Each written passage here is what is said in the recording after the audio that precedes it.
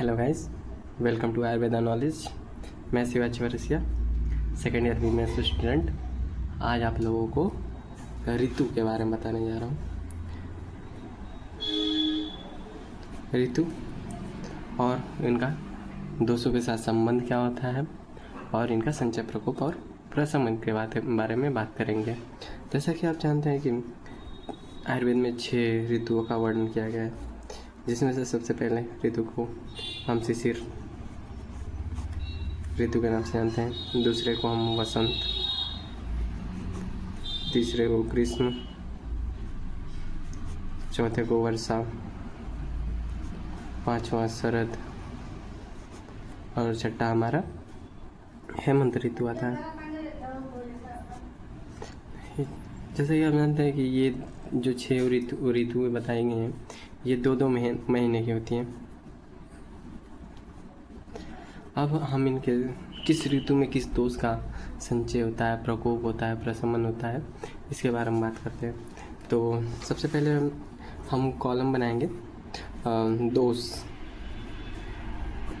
फिर अगले में लिखेंगे हम उनका संचय, तीसरा हमारा होगा प्रकोप और चौथा हमारा प्रशमन। तो सबसे पहले हम आपको बता चुके हैं कि 3 प्रकार के दोष होते हैं। जैसे कि पहला होता है हमारा वात, दूसरा पित्त और तीसरा हमारा होता है कफ। तो वात का संचय आपको कैसे याद करना है ये मैं बता देता हूँ कि आपका वात का संचय ग्रीष्म ऋतु में होता है। ग्रीष्म और शरद को लेना है और इन दोनों को इसी सीक्वेंस में इधर लिख देना है।